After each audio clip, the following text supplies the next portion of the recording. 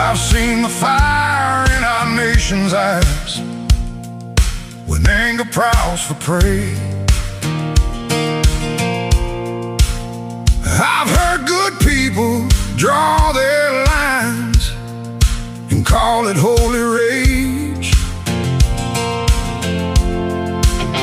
But the cross was never raised to bless the stones we throw. And if mercy leaves the house, there's something wrong down in the soul. Words ain't bullets, but they can hit the same. And once a heart turns cold enough, it forgets what grace is for. There's no room for hate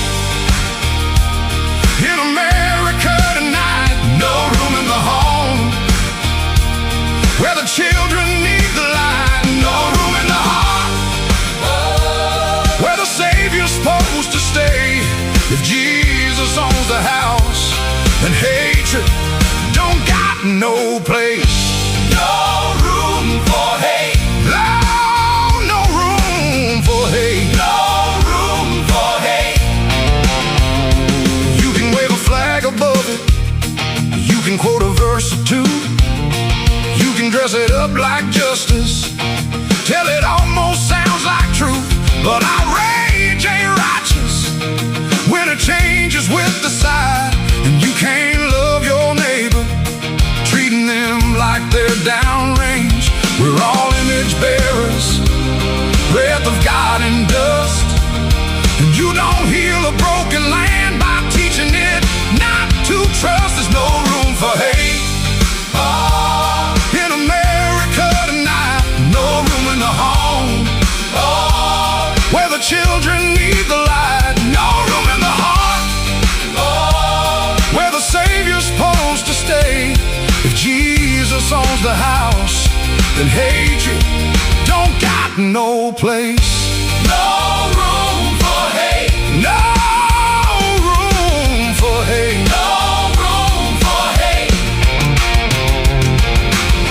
Drag it to the cross, lay it in the ground. Let the blood of Jesus turn the whole thing around.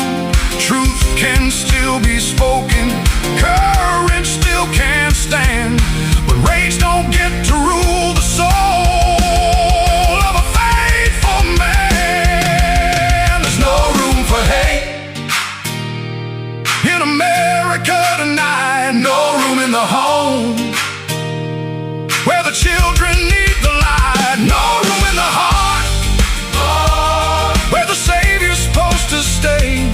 If Jesus owns the house, then hatred don't got no place. Let revival start where the anger breaks. Where the anger breaks. Let healing rise up where the hurt gives way. No room for hate. No room for hate. No, no room for hate. No room for hate.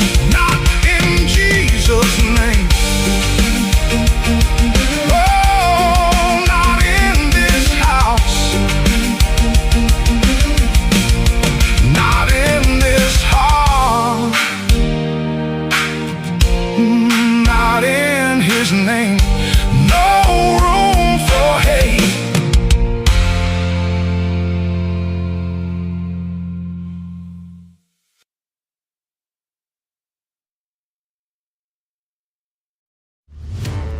Remember when entertainment was actually entertaining? When comedy was about being funny? Movies were about telling great stories, and you didn't need a political lecture every time you hit play. Great entertainment still exists, it's just getting harder to find. Even the biggest streaming platforms leave audiences disappointed. That's why there's Studio TST, pure entertainment, real comedy, independent films, bold creators, movies, comedy, music, and more, and the home of fearless sketch comedy. That show tonight. Entertainment the way you want it. Funny, creative, unapologetic, and agenda-free. Studio TST. The future of entertainment starts here. Join Studio TST today for just $5 a month. Hello, friends. Do you have a moment so that we may discuss our Lord and Savior Minarchy? No, seriously, I'm just kidding. Hi, my name's Rick Robinson. I am the general manager of KLRNradio.com. We are probably the largest independent podcast network that you've never heard of. We have a little bit of everything, and by that, what I mean to tell you is we have news, pop culture, special events, conspiratainment, true crime, mental health shows, drama productions, and pretty much everything in between. So if you're looking for a new podcast home to grab a little bit of everything that you love all in one place, come check us out. You can find us on X under @KLRNradio. You can find us on our Rumble and our YouTube channels under the same names. You can also find us at KLRNradio.com and pretty much every podcast catcher known to man. So again, feel free to come check us out anytime you like at KLRNradio.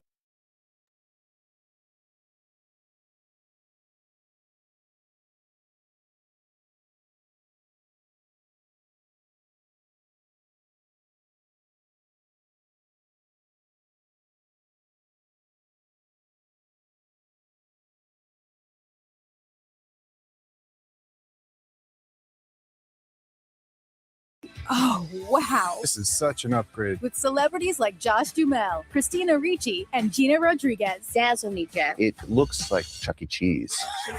Stream an all-new season of Hollywood House Lift with Jeff Lewis, now streaming on Freevee.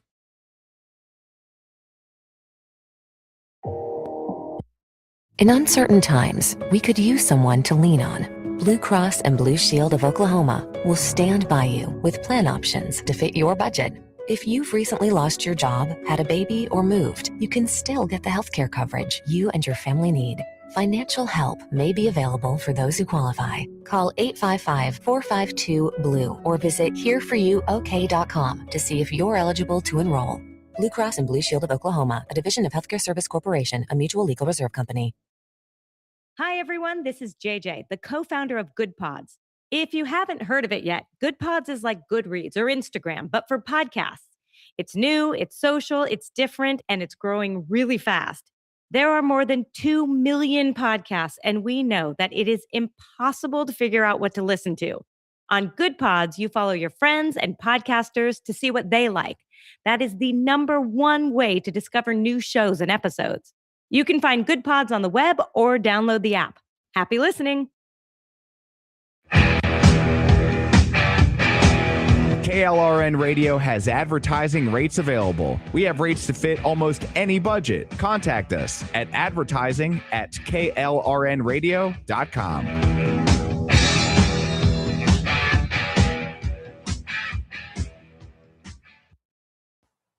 The following program contains coarse language and adult themes. Listener discretion is advised.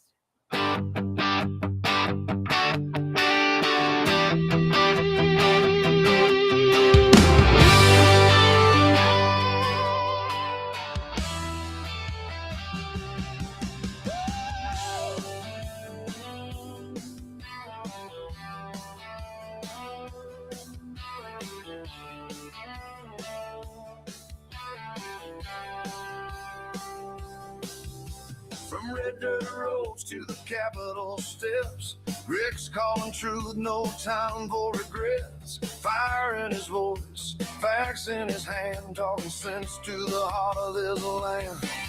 It's the Rick Robinson Show, where the truth rides high. No spin, no script, just an eagle in the sky. From D.C. to Tulsa, he's calling it out.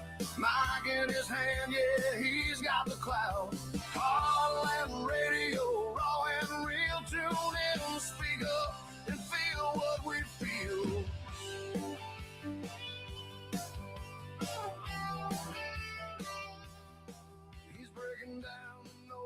Uh-oh. Guess what day it is? Guess what day it is? Huh? Anybody? It is Wednesday, my dudes. Otherwise known as Chat Lives Matter Day right here live on KLRMradio.com. I hope everybody's having a great Wednesday. I know we're late. I'm still doing the whole show. It's not my fault, man. Donald Trump said he was doing his cabinet meeting at 10 my time. So I figured we'd cover it for an hour, then I'd launch. And as usual, I made plans and all the, we're told our entire lives schedules matter. Except I guess not for the most important people in the country, huh? Anyway, do I sound bitter? I probably sound a little bitter. It's all right, though. Anyway, we got lots of stuff to talk about today. Anybody remember that old E.F. Hutton commercial? It's kind of where we're going today. Because the folks in both parties better start treating their base as if they are E.F. Hutton, because when they speak, they better start listening. I know the Democrats are more worried about that than we are, but still, you got to start letting them have what they're voting for and then let it all fall apart. Anyway, so we'll get back to that in just a second. I'm going to crank this back up for a second, though, because I have not had enough caffeine yet, and the music helps.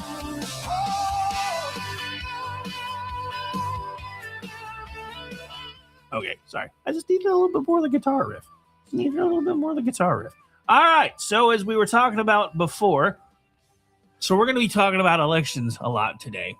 Because there are election nights when one candidate beats another candidate, and it's kind of a squeaker.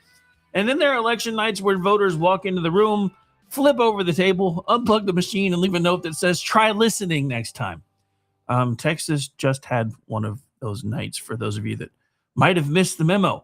And I know we live in a political world where every primary gets described like it's the Battle of Gettysburg, complete with yard signs and all that stuff. But this one actually matters because this was not just Ken Paxton beating John Cornyn.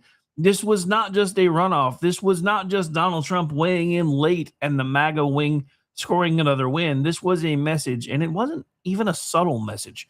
John Cornyn has been in the United States Senate for more than 2 decades. He's been in the Senate longer than I've been doing this, and I've been doing this going on 17 years. He was part of Senate leadership. He raised enormous money. He had the institutional support. He had the resume, supposedly. He had the relationships, or did he? He had all of the things Washington tells you are supposed to respect. And Texas Republican voters looked at all that and said, nah, we're good, bro. According to AP and Texas election reporting, Ken Paxton defeated Cornyn in the Republican Senate runoff and now moves on to face Democrat nominee James Talarico in November. And if you listen to the Democrats, Talarico's a shoo-in, but they thought that was the last guy they tried to put up to. Anybody remember Beto? I used to call him Bino. Anyway, so that's going to happen in November, and that is a major victory for Donald Trump's influence inside the Republican Party. And that part is true, but it is not the whole story. The deeper story is that the Republican base is no longer automatically impressed by seniority, fundraising ability, and membership to the Senate club. Politico wrote this like an obituary for the Republican establishment. Cornyn was the sober institutionalist. Cornyn was the deal maker. Cornyn was the steady hand. Cornyn's loss was the end of an era. So I have to say this, and I put this out on X earlier today. If you are a Republican and a supposed staunch member of the GOP and Politico is writing you a love letter, I don't really think much else needs to be said. But it gets better. I have another clip we'll be playing in a second from somebody else who you would not have thought wanted to give John Cornyn a love letter, but he did anyway. So here's the part Politico does not quite know what to do with. A lot of voters heard end of an era and said, good, that era stopped listening to us a long time ago, and so did the people in that era. And that is where we start today, because Texas did not give us one story. Texas gave us the entire theme that I put together for the day. Cornyn, I can't say the dude's names. Cornyn loses, Paxton rises. Democrats in Texas 35 reject a candidate who wanted to talk about prison camps for American Zionists. Al Green gets the boot, otherwise known as being retired after years of impeachment theater. And here in Oklahoma, we have our own governor's race starting to take shape with almost no public polling on the Democratic side, which I thought was weird. I spent the last couple of days, I was supposed to be off the last couple of days because Monday was my birthday and I don't normally do much work on Tuesdays. But I started trying to dig through and find polling data for Democrats in Oklahoma, and I really couldn't find any. So I thought that was weird. So today's theme is simple. You better start listening. So let's start with the big one, of course. Ken Paxton defeated John Corwin last night. And I want to be careful here because this is not a segment where we pretend Paxton comes into the general election with no baggage. He actually has a bit of it. He does not. Democrats are already celebrating the matchup because they believe Paxton is more vulnerable than Corwin would have been. Republicans may have gotten the fighter the base wanted, but Democrats think they have a target now. And we'll get to that. But primary night is not general election night, and the lesson from primary night is not complicated. Cornyn did not lose because voters forgot his resume. He lost because they remembered it and decided it wasn't enough. He lost because they felt like he stopped listening to them. That's going to be the key for a lot of today's show. Politico's piece on this race is almost perfect as a window into how Washington sees itself. The senator was a towering figure. He had a supposed sober temperament. He could cut deals. He respected the institution. His law signals the end of an era for the Republican establishment. And all of that is true. But what Washington calls respecting the institution, voters sometimes hear as forgetting who sent you there in the first place. That's the disconnect. The Senate Club looks at Cornyn and sees experience. The base looks at Cornyn and sees Washington muscle memory. The consultants look at Cornyn and see fundraising power. The voters look at Cornyn and see and ask, whether all that power ever actually felt like it belonged to them. And that's the point. All of these people that are lamenting Cornyn's loss, including him, fail to understand the fact that Texas voters decided they felt like he wasn't listening to them anymore. So then, if you want to know how badly they felt he wasn't listening to them, let's take a look at the margin. It was not a squeaker. It was not one of those election nights where we all stay up until 2 a.m. pretending the county clerk in some tiny precinct is going to change the future of the republic. This was a beatdown. Remember the whole, and we'll get into this later today too, the America 250 thing where all the left is like, oh my God, I can't believe we're doing a UFC fight on the grounds of the White House. Well, this was a pre-White House UFC beatdown. Paxton beat Corwin by about 27 points. Red State's early runoff piece had Paxton leading 62-38 with 60% reporting. And later election coverage confirmed this was not close. This is not a bad night. This is a rejection letter with a return receipt. And this is where establishment keeps asking the wrong question. They ask, how could Texas Republicans turn on John Cornyn?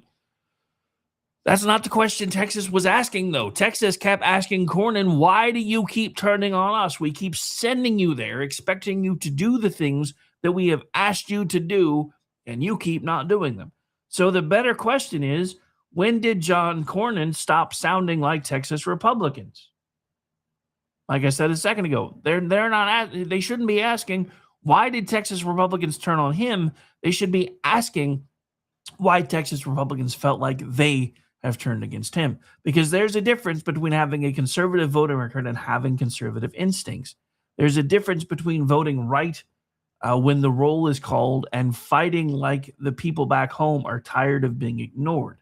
And that's the point. Everybody keeps asking, how did Trump get into this position that he's in not once, but twice? He tapped into the people that felt like they have been being ignored for a very long time. And now the left is trying to do the same thing with folks like Talarico and a few others. And don't make no mistakes, the communist side of the left, the left has made inroads. You can see that through places like New York City, where now Mondami's talking about, trying to wrest property away from landlords and make them community property, which we don't really have on the table for today, but we'll probably get into it either Friday or Monday, because we do need to talk about that, because I am a firm believer in giving the voters what they voted for so they can find out whether it works. I know the folks in Virginia are starting to have buyer's remorse. I think the folks in New York City might not be very far behind them. All right. But here's the thing. So the people in Texas felt like they were being ignored. And right now across the Republican base, voters are very clearly telling people we are done being micromanaged. You are supposed to work for us, not the other way around. And that should have been a clear signal from the voters last night in a lot of different ways. But I guarantee you most of DC wasn't paying attention. So this is the part Washington never understands until it's too late. A senator like John Cornyn can look at his record and say, I voted for conservative judges. I helped move Trump's tax cuts. I raised money. I counted votes. I delivered for the party. And a voter can look at the same record and say, fine, but did you fight for us like you understood in the moment? Both things can be true at the same time. This is what makes this more interesting than the cheap version of the argument. The cheap version is Cornyn was secretly a liberal. I mean, if Politico's pulling for you, maybe not so secretly. But that's not really the point. The sharper version is this. Cornyn became the kind of Republican Washington knows how to use. And voters are increasingly tired of Republicans Washington knows how to use. Red State's runoff piece framed the race as Texas grassroots versus D.C. establishment. It noted Trump's late endorsement of Paxton on May 19th helped push Paxton across the finish line. I would say it propelled him across the finish line, not that it pushed him. It also noted Cornyn tried to court Trump's endorsement, adjusted his language, defended his MAGA credentials, and reminded voters that he had helped Trump's agenda during the first term. And still, that did not work. This is the part that should make every consultant in Washington sit up straight and pay attention. Cornyn did the thing they always tell Republicans to do when they're in trouble with the base. He tried to remind everybody that he was useful. He tried to remind everybody that he was experienced.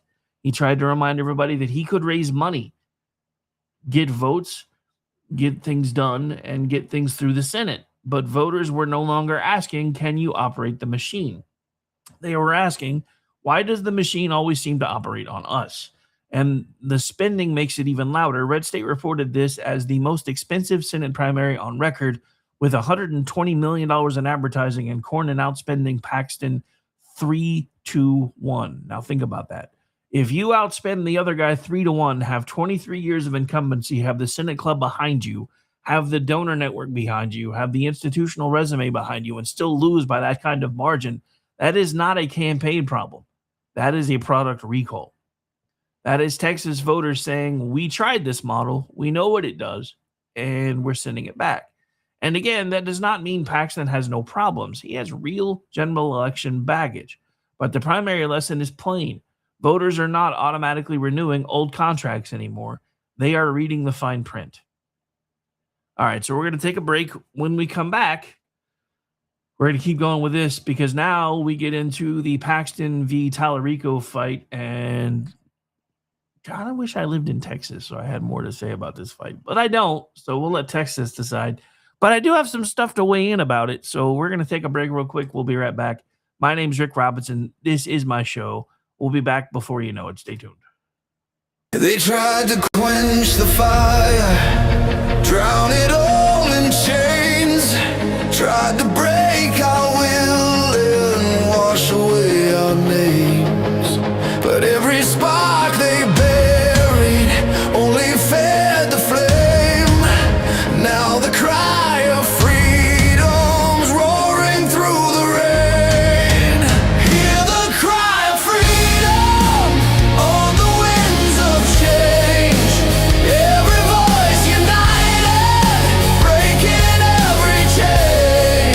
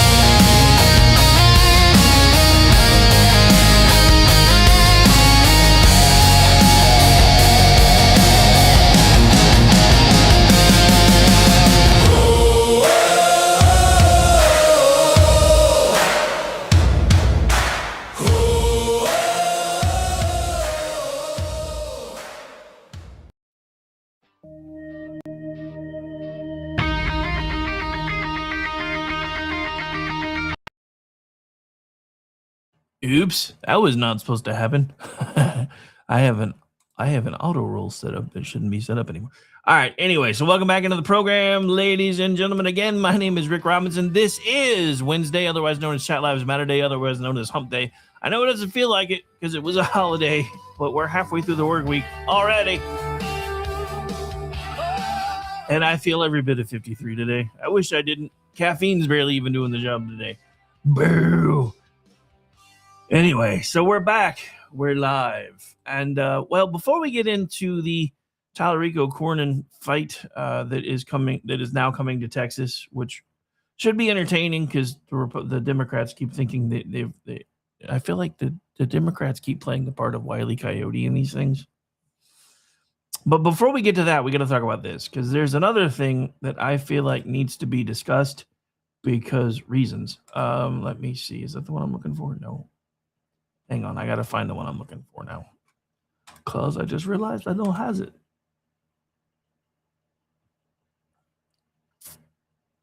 Oh, I'm in the wrong account for one. Sorry, I was promoting during the break and trying to push out the feeds in the different accounts that we have and realized that I was still on the wrong one. So let me grab the right bookmark here. And where is the one? Okay, this is the one I was looking for.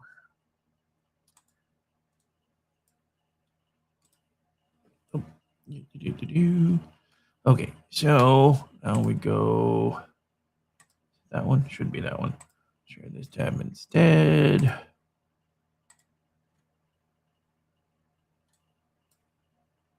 This is a bad night for America. You have a good man running against a bad man, and the bad man won. And just as a parent, that's tough. I mean, how do you have the kind of record that Paxton has, the things that he's done, the things he's done to his family, and then not apologize, not taking any accountability, not showing any kind of growth? I don't think I want to hear a lot of lecturing from Republicans about family values and all these different things and wagging their fingers in the face of people. It's a bad night for the country. It's a bad night for the Republican Party. It's a bad night for parents everywhere.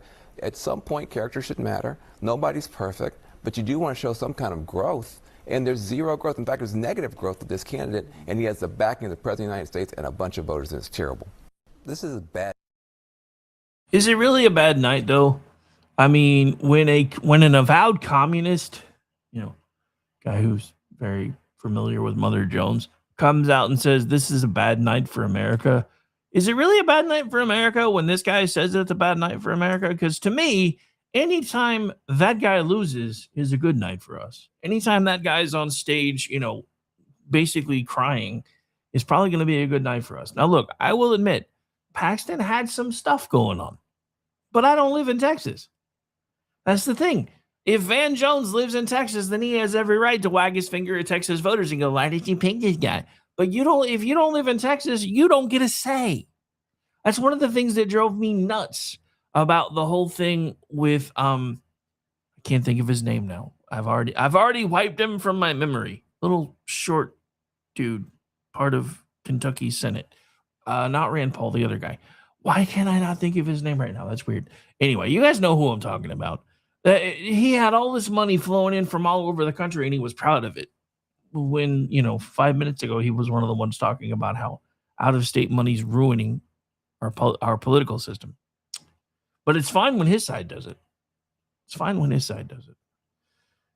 Anyway, but yeah, so before we get into that, I had to play that because, again, when an avowed communist and Politico are singing your praises, it probably means Texas made a good choice. So now, before everybody gets too high on the victory music, we do need to talk about what comes next. Ken Paxton won the primary. He won it big. He won it with the base behind him and Trump behind him. But November is a different kind of animal. Paxton now faces Democrat James Talarico in the general election, and Talarico is not some generic Democrat pulled out of a blue state factory. He is supposedly a Texan. He is a Texas state representative, a former middle school teacher, and a Presbyterian seminarian who thinks God is binary, by the way. To me, that seems like his whole claim to seminary schools should be yanked. Anyway, maybe that's just me. His own campaign leans into that image.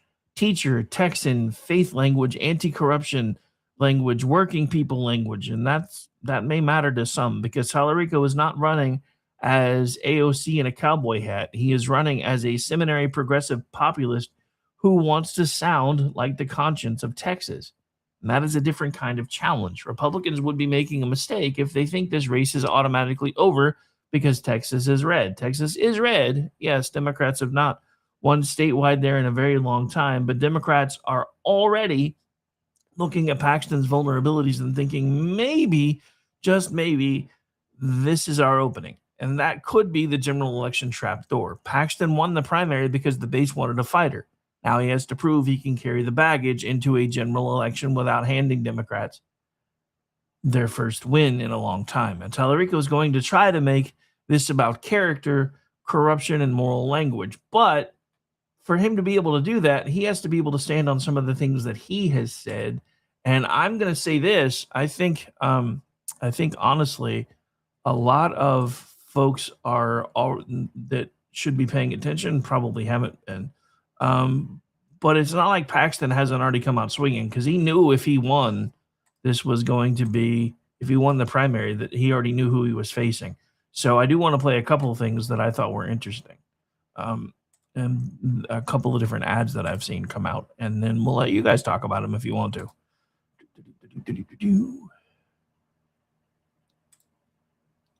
This is Texas.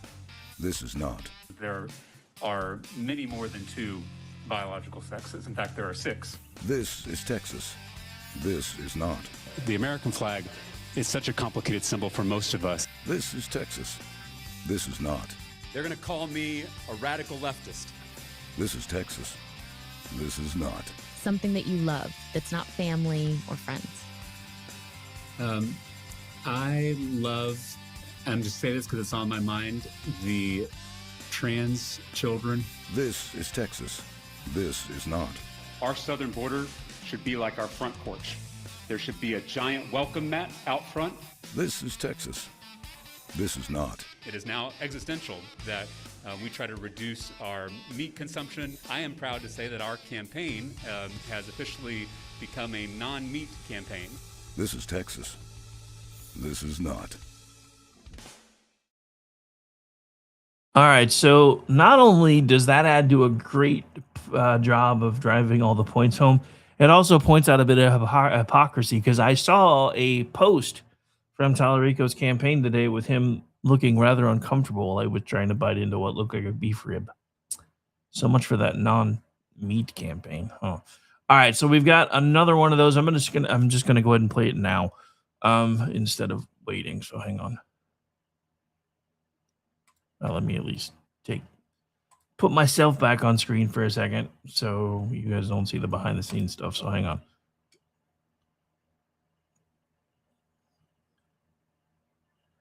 All right, so that was ad number 1. Here's ad number 2. This one's a bit longer, but worth the watch in my opinion. And so Aggie in the chat, howdy, stitching while listening. I probably should have said stabbing while listening, but anyway. Oh wait, never mind. My bad. Move over, David Crockett. There's a new Texas trailblazer in town, and their name is James Talarico. The man who bragged, our office is the first in the history of Texas to add pronouns to our official business cards. I am running around like a crazy person today, spreading his white skin wherever he goes. I am not a perfect Christian. Prophetic voices like Jesus have helped me reckon with my own whiteness, my own masculinity, and it's a painful process. Bearing the cross of white skin and unambiguous masculinity. I was a big nerd in high school, never played sports. I probably shouldn't out myself like this. Sex is a spectrum, and oftentimes it can be very ambiguous. God is both masculine and feminine and everything in between. God is non-binary.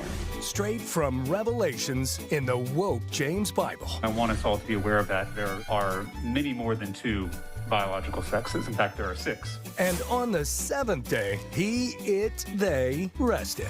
But not James Talarico. He built an ark big enough for all creatures. To be able to write legislation that benefits not just the people, but also our animal friends. Just like the Supreme Court said, one cow, one vote. Now, existential, that we try to reduce our meat consumption. It's the right thing to do and the moral thing to do. The 11th commandment, thou shalt not smoke brisket. I am proud to say that our campaign has officially become a non-meat campaign. So step aside, Sam Houston. Talarico's bravery towers over Texas. He's fighting for all 6 genders and tens of thousands of species. I guess we just have a different moral yardstick.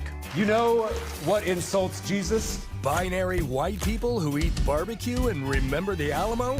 There's only been one perfect Christian. And they certainly weren't a carnivorous Caucasian binary Homo sapien, according to the woke Gospel of James. They're gonna call me a radical leftist, un-Texan, un-American. And bar none, the weirdest candidate for Senate the Lone Star State has ever seen. I mean, I will say I agree with that last line pretty much wholeheartedly. I thought Beto was a bad pick for Texas. The fact that this guy's actually, I mean, look, so Beto was a carpetbagger moving into Texas thinking that he could make a dent. This guy's actually from your state, Texans.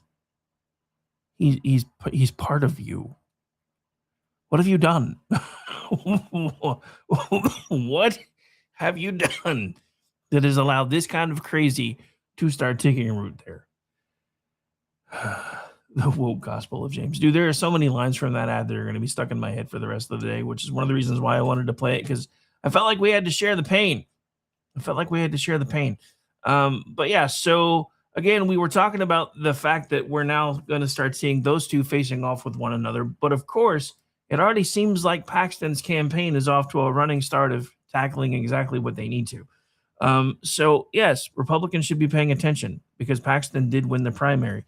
Washington needs to be paying attention, especially John Thune, because we keep sending the people who aren't doing our will home, as we should have been doing this entire time. Because that's the thing. Everybody's, but if we clean house and we get rid of all the people that can bring in the money and we do this and we do that, then there's a good chance we might lose. Then you know what? Then we probably deserve to lose.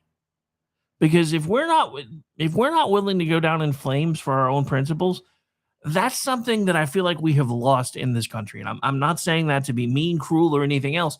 I'm telling you how I actually feel about it and how I think you should feel about it, because our founding fathers laid everything on the line. They knew if they lost, they were going to be hung as traitors, and they would be branded as rebel traitor scum for the rest of eternity if they lost, and they took the gamble anyway. I think it's time that we start taking those same kind of gambles instead of playing it safe, especially when it comes to people that aren't willing to do what we've asked them to do. The SAVE Act is an 85-15 issue last time I looked at the numbers, and the Senate went home instead of dealing with it. Now, I think there are other reasons why Thune sent them home.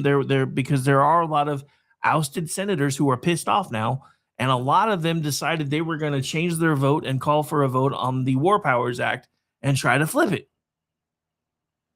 Now, maybe that's part of the reason why he sent people home. I want to try to give him the benefit of the doubt. But the fact of the matter is, he is a very weak leader. He cannot even get his own people to vote for the things that President Donald Trump says that we need and that we agree with him on. It would be one thing if 85% of the country was saying no and Donald Trump was still pushing for the Save America Act to go through. But 85% of the country is saying yes, Trump is pushing for it, and the people that are supposed to be on his side went on vacation. So there's a reason why Donald Trump has been lining up and putting his support in places where presidents haven't routinely done that before. When is the last time you saw a president make an endorsement or at least speak about a mayoral campaign, even if it is in California? When is the last time you saw that happen? So again, Talarico is going to be trying to make all of this about character. As you can see, Paxton kind of knew that already. So he's already come out swinging. The lesson is this primary is not everything is easy now. The lesson is voters are restless. Voters are volatile. Voters are tired of being told what they have to accept. That applies to Democrats too, and that takes us to Texas 35. Texas Democrats rejected crazy mode. Texas Republicans rejected automatic renewal, but Texas Democrats, at least in one very important congressional runoff, also rejected crazy mode. In Texas 35 congressional district, Johnny Garcia defeated Maureen Galindo. You may remember her as the woman who was complaining on social media recently that a lot of MAGA folks were claiming that she wanted to put Jews into concentration camps. So, and this was their Democratic runoff. According to Red State's Jennifer Oliver O'Connell, the piece that I pulled to pull this from, the headline basically tells the story. Failed at Texas 35 Democrat candidate proves voters are over crazy and ready for credible. Now, the reason this race got national attention is not because the whole country suddenly became obsessed with a House runoff in Texas. It got attention because Galindo had made comments about turning an ICE detention facility into a prison for American Zionists. The article also summarized the backlash and noted that Garcia, a former sheriff's deputy, SWAT hostage negotiator, and Bexar County Sheriff's Office public information officer, came off as the far more normal candidate in the race. So the Washington Post and Texas Tribune coverage also confirmed the basic result. Garcia defeated Galindo after the remarks became a national problem for Democrats. And that's the important point. Even Democratic voters in Texas looked at the prison for Zionist candidate and said, maybe let's not make the campaign commercial for the other side. And good for them. Seriously. This is one of those stories where Republicans should be able to say two things at the same time. One, the comments were outrageous and should have been disqualifying from the start. Two, Democratic voters made the better choice in the runoff. That actually strengthens the larger theme of the day. Texas voters are angry, but they are not necessarily suicidal. Republican voters said no to the old establishment lane. Democratic voters in Texas 35 said no to the candidate who was about to become a national opposition research gift basket. And that tells you something. People may be frustrated. People may be polarized. People may be mad at the system. But there are still voters out there who can spot political crazy when it walks in wearing a name tag. And in Texas 35, they spotted it plain and simple. So the Texas story is not just MAGA beat establishment. It's broader than that.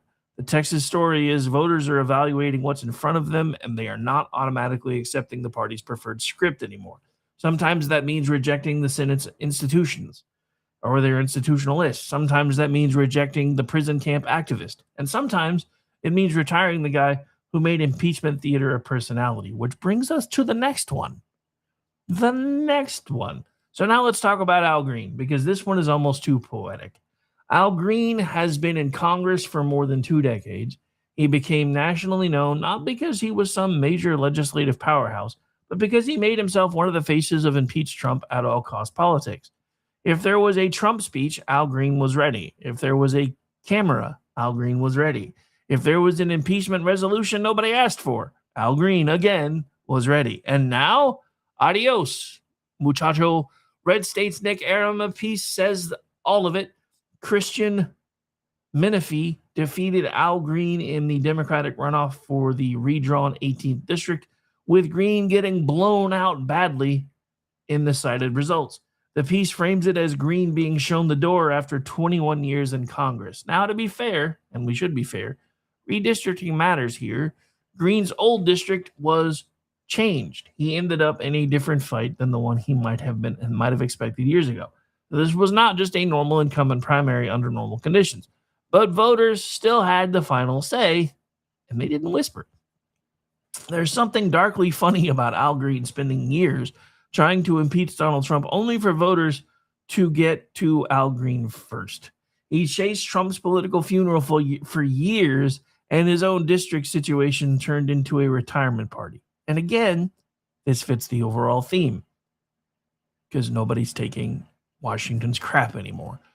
Cornyn did not get automatic renewal from Republican voters. Galindo did not get automatic acceptance from Democrat voters. And the voters, when it came to Al Green, said automatic renewal canceled.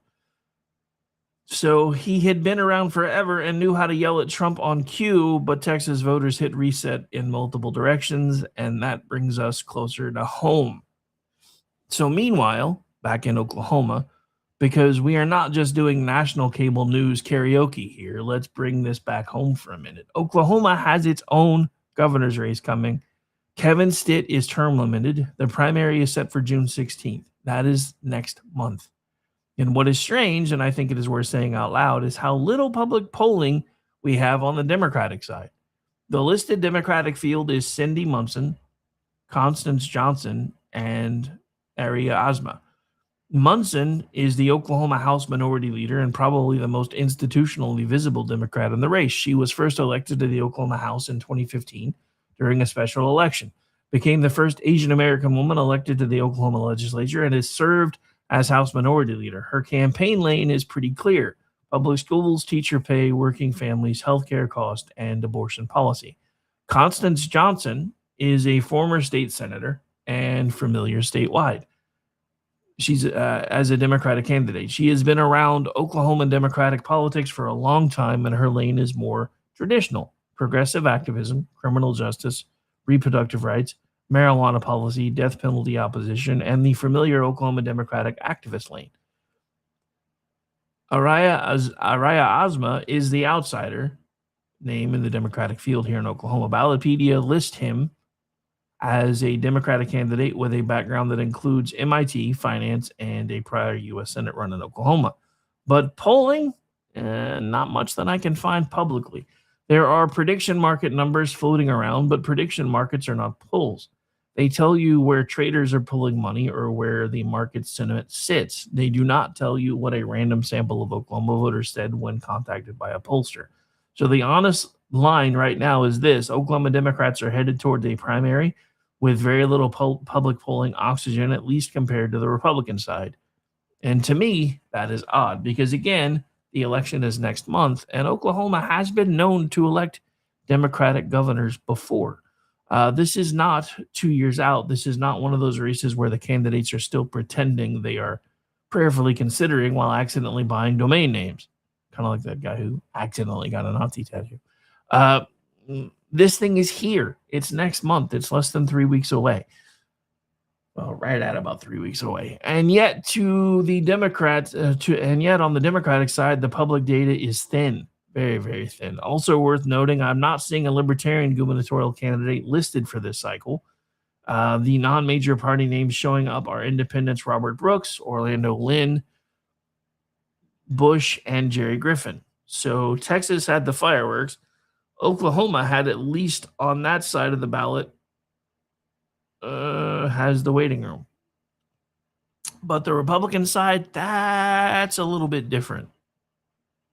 So we're going to be talking about that now. We're talking about large political mood today, and the theme is pretty simple. Automatic renewal has been canceled for a lot of folks that have been in D.C. for a long time. Texas gave us the loudest version of that. Ken Paxton beats John Cornyn. Johnny Garcia beats Maureen Galindo in Texas 35. Christian Menifee beats Al Green in Houston. But here in Oklahoma, we have our own governor's race coming fast. And if you look at the Republican side, there is polling, there is movement. There is no guarantee this thing ends neatly in one round. The Oklahoma Republican primary for governor is set for June 16th, and the field is crowded. Gettner Drummond, Charles McCall, Mike Mazzei, Chip Keating, Jake Merrick, Lisa Mitchell, Haynes, and Kenneth Sturgill, along with Jennifer Domenico Tillett and Caleb Anthony Taylor. When you see a field that large, the first question is not just who leads. The first question is who makes the actual runoff? Because in a crowded primary, especially with multiple candidates who can plausibly claim some lane of the party, the math can get messy fast. The cleanest older public poll I found came from Cole Hargrove Snodgrass and Associates earlier this year. That poll had Gettner Drummond leading with 36% of likely Republican primary voters. Charles McCall was at 14%. Mike Mazzei was at 13%. Chip Keating at 13%. Jake Merrick at 5% and 19% undecided. That is a front runner, yes, but not a coronation. Because if Drummond is in the 30s, three other candidates are bunched up in the low to mid teens. You're not just watching a race for first, you're watching a knife fight for the second runoff spot. Newer reporting suggests the race may have tightened into a top four fight among Drummond, Massey, Keating, and McCall. I would phrase that carefully, or I am going to be phrasing that carefully until we have the full underlying polling in hand, but that general shape does make sense. Drummond is the known statewide name, attorney general, veteran, rancher, banker, public fights with Governor Stitt, and a law and order profile. However, there have been, and I'm researching this, there have been some campaign ads talking about him actually not only endorsing Biden, but also donating to Biden, and I'm trying to find a paper trail for that. McCall is the former House Speaker, and he has that lane. Institutional Republican, legislative experience, rural and southeastern Oklahoma roots. Massey is running the budget, property tax accountability, and business lane. Keating has the public safety lane. He also kind of has name recognition. The Keating family name and an outsider style pitch with law enforcement and oil and gas experience. For anybody who's not familiar with Oklahoma politics, Governor Keating was a Democrat a few years ago, and now this kid's running as a Republican with the same name. So then you have Haynes, Sturgill, Domenico Tillett, and Taylor trying to find any oxygen left in the room in a field where the top four are sucking up most of the attention. That is why this race is interesting. Oklahoma Republicans may not have any form of Texas fireworks yet, but the fuse is definitely sticking out of the box. And if the broader mood is anti-establishment, anti-automatic renewal, anti-business as usual, then every candidate in this race has to answer a very simple question. Are you asking voters to hire you, or are you assuming the lane already belongs to you? Because Texas just reminded everybody what happens when voters think somebody is assuming. And as my dad always used to say, and my granddad always used to say, everybody knows what happens when you assume. On that note, we are going to be taking a break. When we come back, hour 2 still to come. So hang out for a bit. We'll be right back. Stay tuned.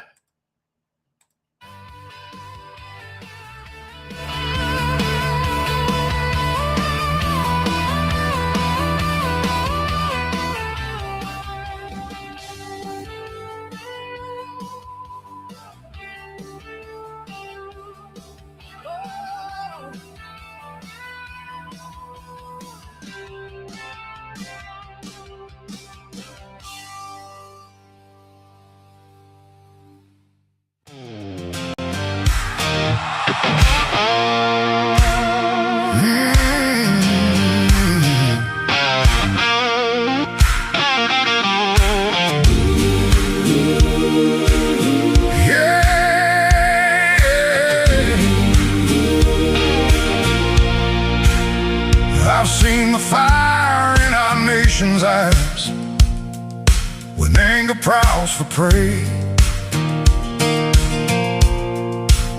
I've heard good people draw their lines and call it holy rage, but the cross was never raised to bless the stones we throw. And if mercy leaves the house, there's something wrong down in the soul.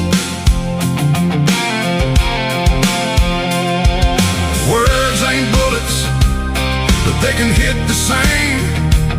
And once a heart turns cold enough, it forgets what grace is for. There's no room for hate in America tonight. No room in the home where the children need the light. No room in the heart where the Savior's supposed to stay. If Jesus owns the house, then hatred don't got no place. No room for hate. No room for hate. No room for hate. You can wave a flag above it, you can quote a verse or two, dress it up like justice, till it almost sounds like truth.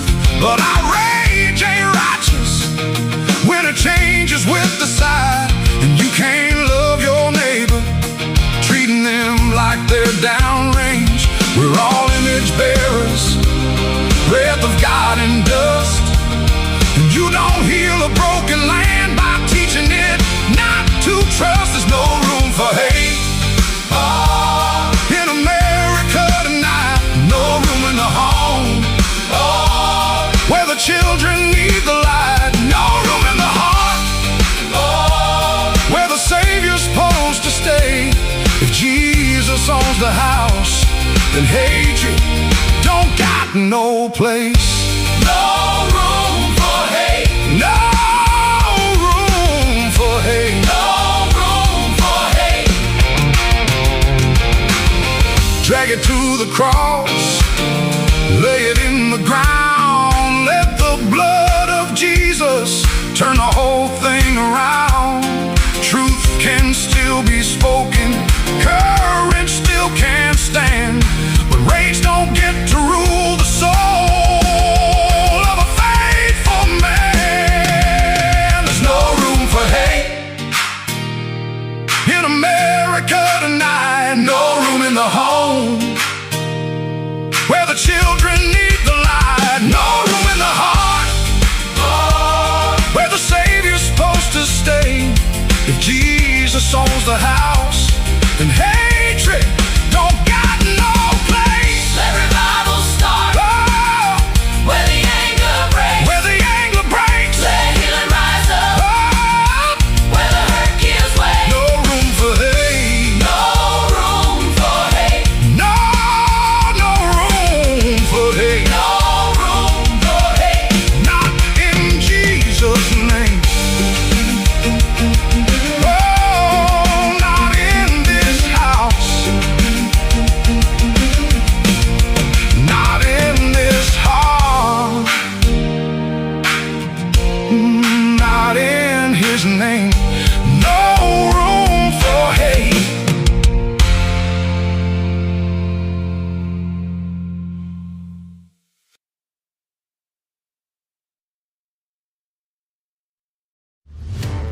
Remember when entertainment was actually entertaining? When comedy was about being funny, movies were about telling great stories, and you didn't need a political lecture every time you hit play. Great entertainment still exists, it's just getting harder to find. Even the biggest streaming platforms leave audiences disappointed.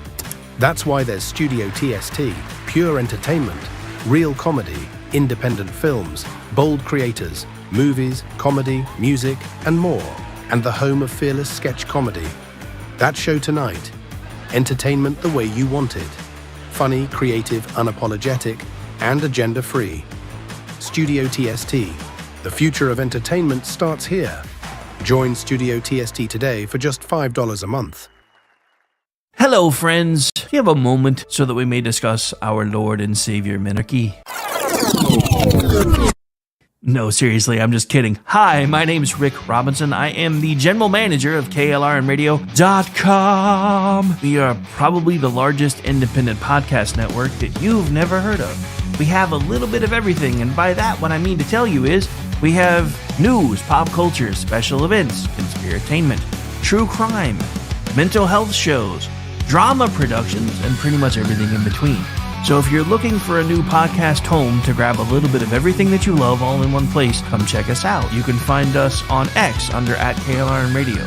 You can find us on our Rumble and our YouTube channels under the same names.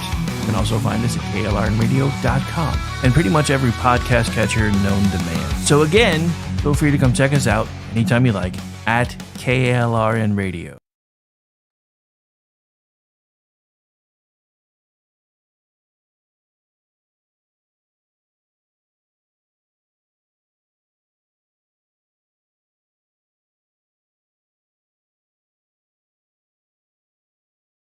Celebrity designer Jeff Lewis is back with Hollywood House Lift. I'm excited to be working with new clients. I'm not getting rid of that. I hope I never see you both again. An all-new season. Those have to go. That has to go. From oh, wow, It's been an actual nightmare. to oh, wow. This is such an upgrade. With celebrities like Josh Duhamel, Christina Ricci, and Gina Rodriguez. Dazzle me, Jeff. It looks like Chuck E. Cheese. Stream an all-new season of Hollywood House Lift with Jeff Lewis, now streaming on Freevee. In uncertain times, we could use someone to lean on. Blue Cross and Blue Shield of Oklahoma will stand by you with plan options to fit your budget. If you've recently lost your job, had a baby, or moved, you can still get the healthcare coverage you and your family need. Financial help may be available for those who qualify. Call 855-452-BLUE or visit hereforyouok.com to see if you're eligible to enroll.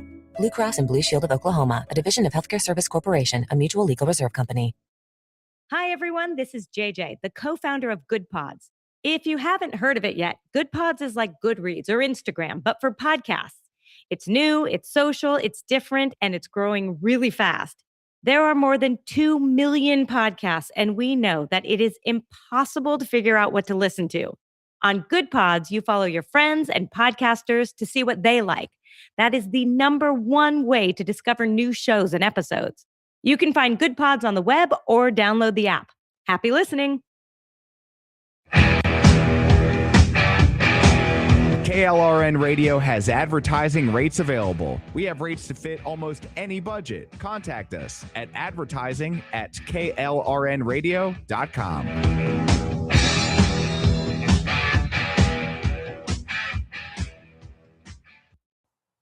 The following program contains coarse language and adult themes. Listener discretion is advised.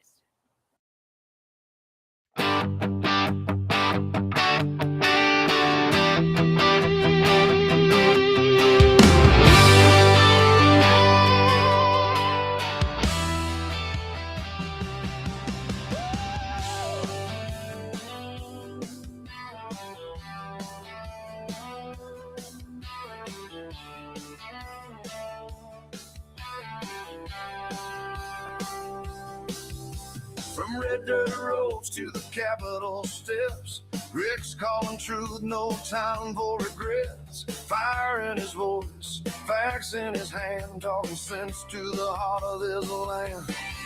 It's the Rick Robinson Show where the truth rides high. No spin, no script, just an eagle in the sky. From D.C. to Tulsa, he's calling it out. Mic in his hand, yeah, he's got the clout. Heartland Radio, raw and real. Tune in, speak up, and feel what we feel.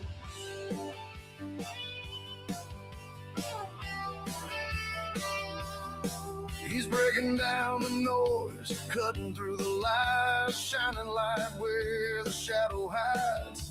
With guests in the mix and callers on cue, he's a voice for the many, not the few.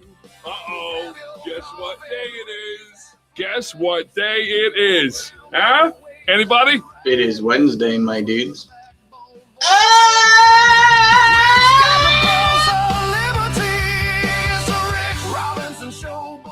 And welcome back into the program. Happy Chat Lives Matter Day right here live on KLRNradio.com. I know we're running things a little bit differently today. I'll be back tonight starting to push buttons for the Inquiry Crowd, 7 p.m. Eastern, followed by the Conservative Curmudgeon, 8 p.m. Eastern, followed by the Behind Enemy Lines radio show featuring Ross and Gene and usually myself, also at, 10 p.m.? 9 p.m. Eastern. All right. Then Rick and Orty, 10 p.m. Eastern, followed by what I hope will be Edge of Liberty tonight. I was off Monday because of my birthday and it being Memorial Day, and Sean was off as well. So hopefully he'll be back tonight. Also, want to give a quick shout out to BZ and Jake. For those of you who've been following along, Jake was a foster dog that they took in and then they decided to keep. Well, it looks like Jake is about to cross the Rainbow Bridge. So little bit of thoughts and prayers for BZ, Mrs. BZ, and Jake. And again, Jake, if you happen to be hearing this, When you get across that rainbow bridge, look for Jack. You'll know him when you see him. Best dog a boy could have ever asked for. And yeah, he's the one I talked about before, where my dad, I'm sure, violated some health regulations, letting me get a picture taken with my favorite dog of all time when I was, I think, 6 years old, in a portrait studio, I believe in either Sears, Dillard's, or JCPenney. I can't remember which one. But that was in the 70s, so it may have been before they had restrictions like they have now. And if that's true, then we were probably part of the reason why they have some of those restrictions now. Anyway, so there's been some news come up while we were on the break. So I've got some stuff that wasn't actually part of my prepared scripting for today. So we're going to talk about this as soon as I can find it again. Well, actually, I'll probably go into my notes again first while I'm digging, because it'll make life easier. So let's see.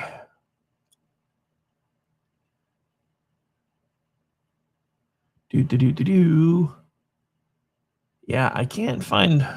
There were some kind of bigger stories that I wanted to touch on that I noticed earlier, and then I forgot to bookmark, and now I can't find them.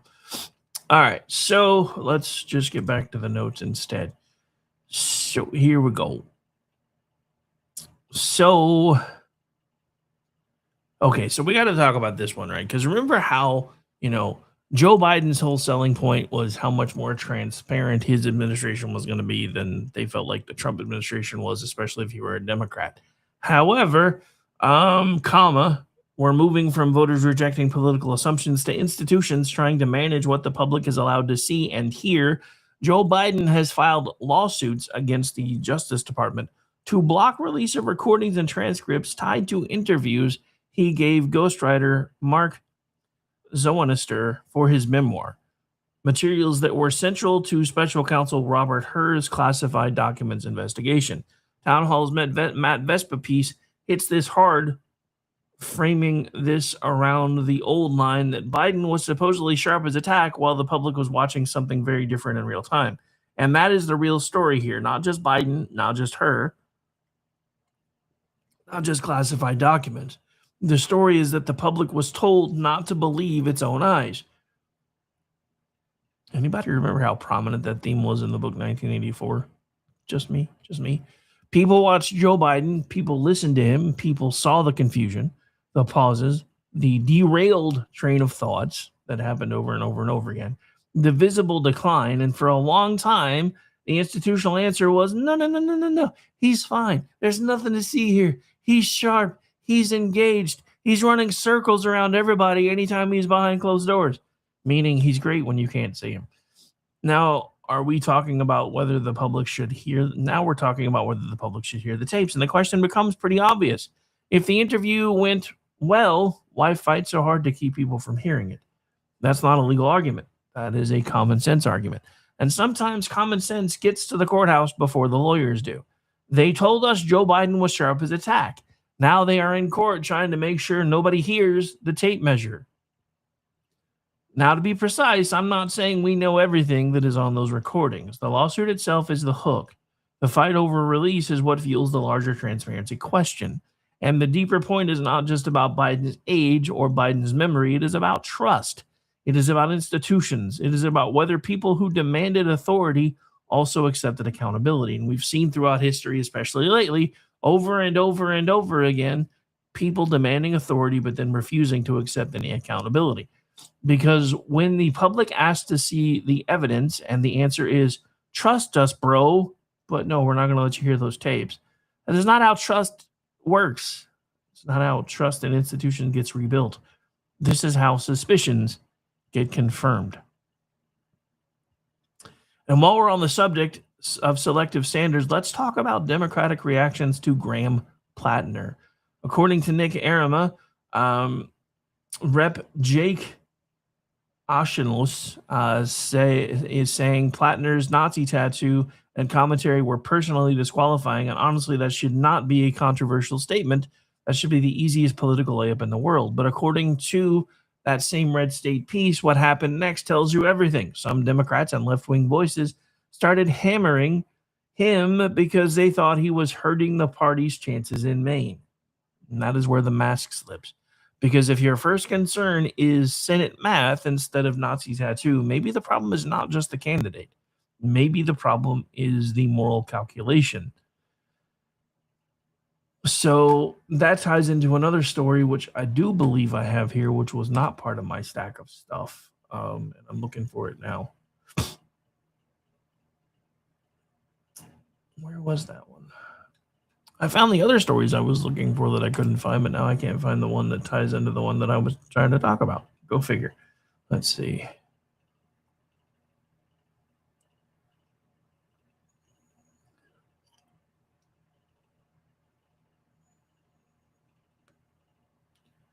Where'd that story go? Anyway, so there was a tie-in. I swear there was. I can't find it now. But yeah, it was about Democrats signaling all kinds of issues. Oh, wait, there we go. I knew it was here somewhere. This is from Jeff Charles. Democrats' position on black voting power shows just how dishonest they actually are. So remember how Democrats were screaming like banshees over the Supreme Court's ruling on majority black districts in southern states? Well, it seems that for all their protestations, they don't really care about the issue as much as they would have us think. In fact, their voters are more concerned about ensuring the Democrat Party attains more power than defending black people or any other racial minority for that matter. Politico dropped a report on Tuesday that is flying under the radar. The news outlet conducted a poll of Kamala Harris voters to gauge attitudes towards the issue of supposedly protecting black voting power. The first group of respondents were asked whether it was more important to protect black voting power or to abandon this issue in favor of redrawing districts in a way that gave Democrats more seats in Congress.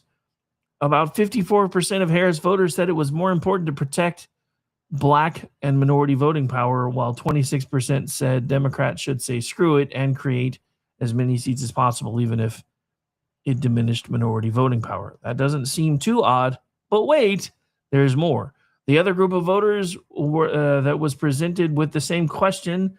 However, in this case, the researcher also gave them additional context, explaining the Supreme Court's ruling and recent Republican gerrymandering efforts in red states.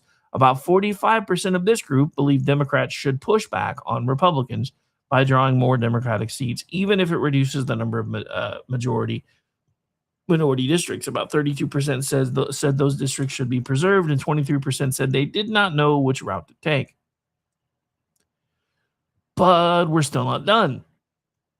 When the researchers broke down the results by race, the results became even more surprising. Among black Harris voters, 42% were willing to jettison minority voting districts to get more seats for Democrats, along with 45% of Hispanics and 48% of Asians. But wait a minute.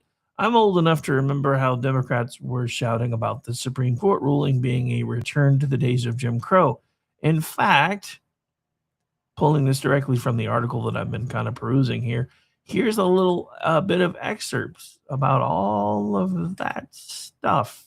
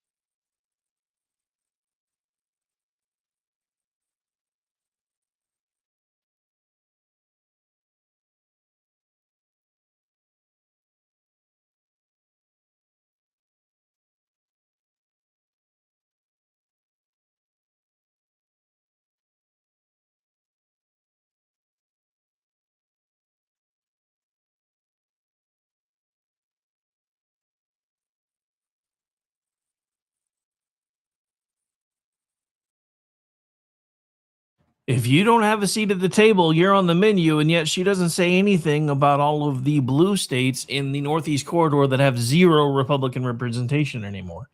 Zero. I think districts should be broken down based on party representation, not color representation. But then again, I live by Martin Luther King's dream of one day my children will be known for the content of their character, not the color of their skin. Ever since Barack Obama took office, everything in race relations has gone backwards at warp 9. And it's crazy to me to think about, because I've said this before. This should have been the end of open racial hostilities in America, because a bunch of white people voted for a black guy to be president. That should have been enough. That should have been it. That should have been the end of it. But you know what happened?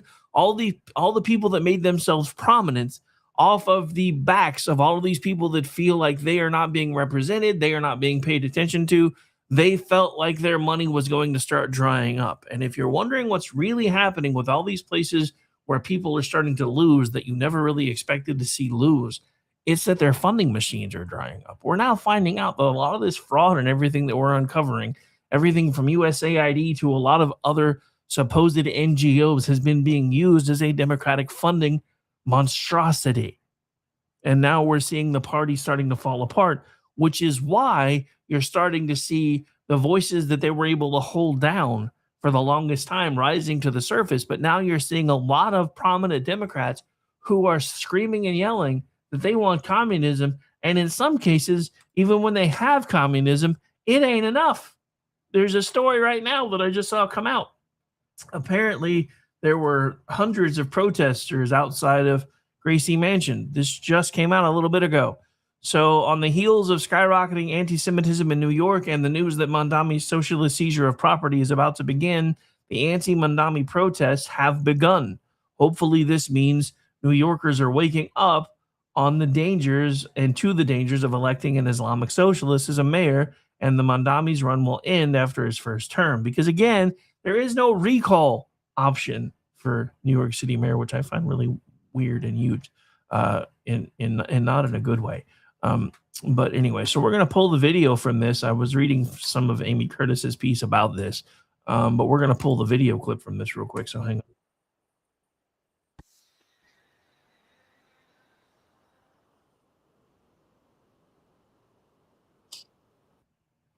Now, I'm going to let that play again because it's kind of short, but notice the difference between when we protest versus when they do.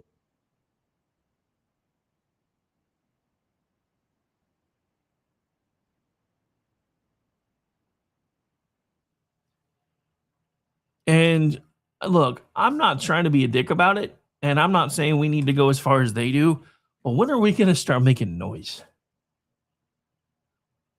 I mean, look, I get it. You guys were standing there. You were being respectful. You're following the actual definition of a peaceful protest.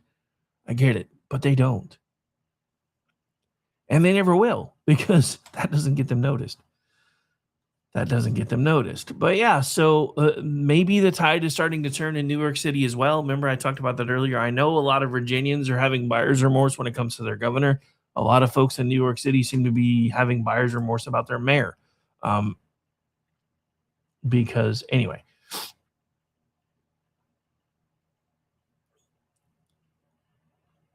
nice. Sorry, I'm reading somebody quotes a BZ quote tweeted me, and it says, direct from the House of Conservative Schadenfreude. P.S. All you other John Cornyns and Leader Thunes, we're coming for you next. I hope that's true. I really do.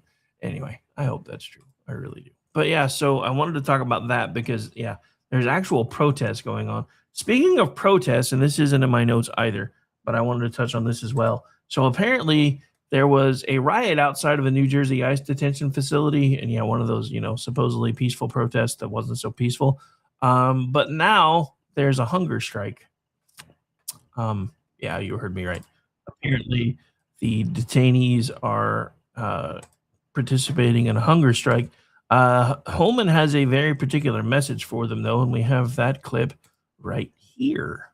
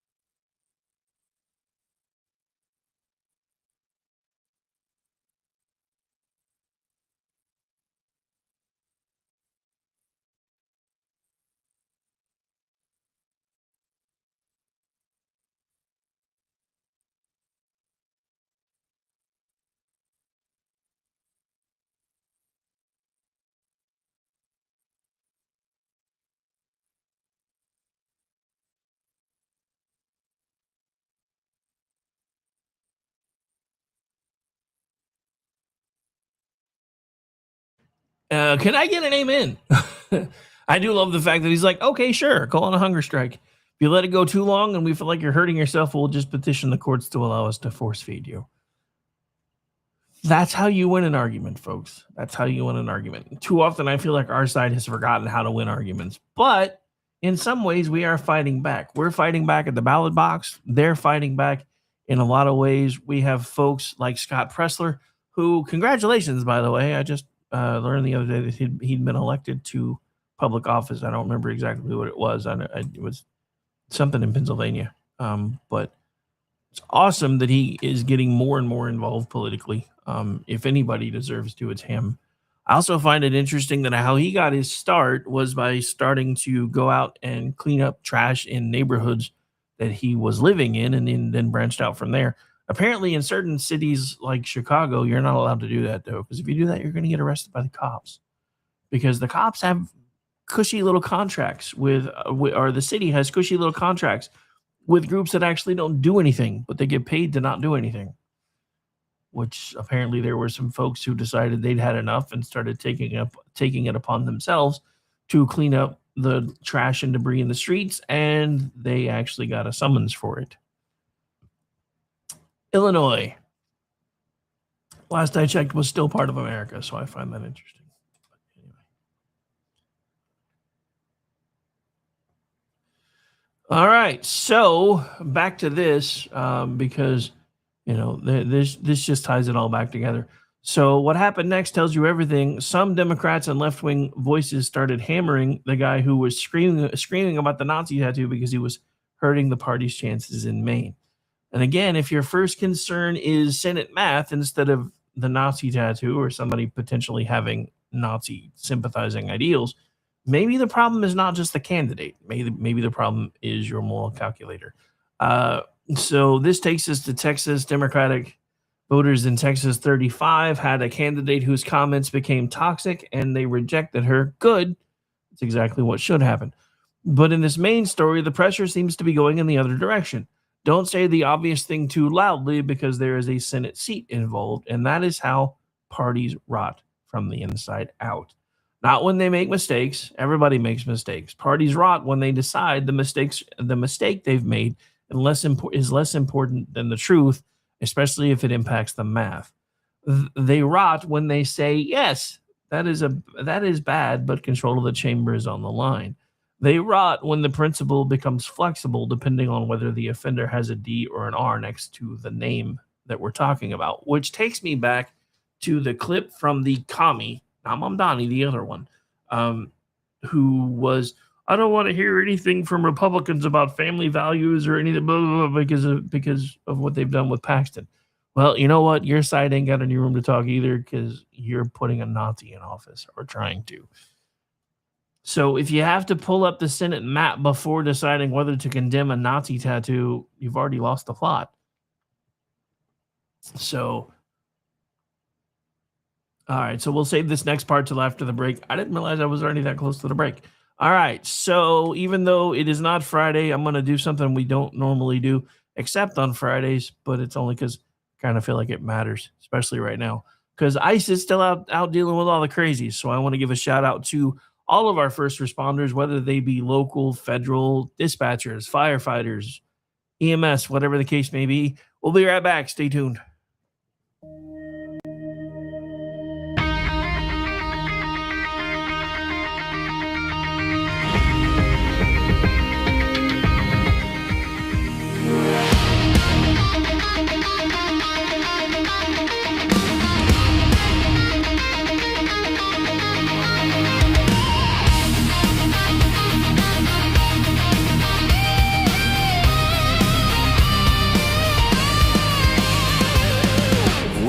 Comes in, somebody answers. Day or night, they're already moving. Calm voices, fast hands, doing the work while the rest of the world freezes. From a headset to a truck, from a badge to a door, they don't stop to count the cost. They step in when it matters. It's not about being seen, it's about being there.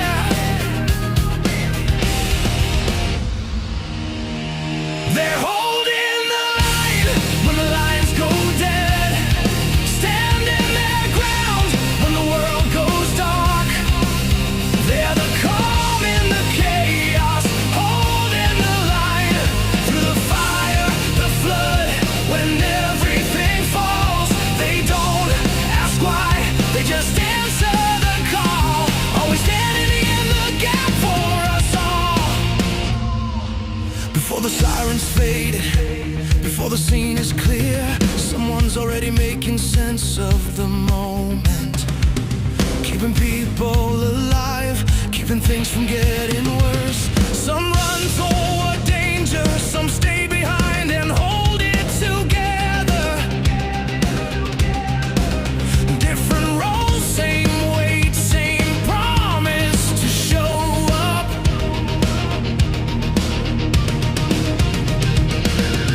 When everything's on the line, they're already there. They're holding the line when the lines go dead, standing their ground when the world goes dark. They're the calm in the chaos, holding the line through the fire, the flood. When everything falls, they don't ask why, they just answer the call. Always standing in the gap for us all. This is service, this is sacrifice, this is how lives are saved. No spotlight, no applause, just showing up again and again. They're holding the line when the world goes dark. When everything's breaking, they hold their ground. They're the calm in the chaos, holding the line. So we raise our voices for the ones who stand. Every voice, every badge, every helping hand. They don't ask why, they just answer the call. Always standing in the gap for us all. Always standing in the gap for us all. For those who run and for those who hold steady, for those who stand in the gap.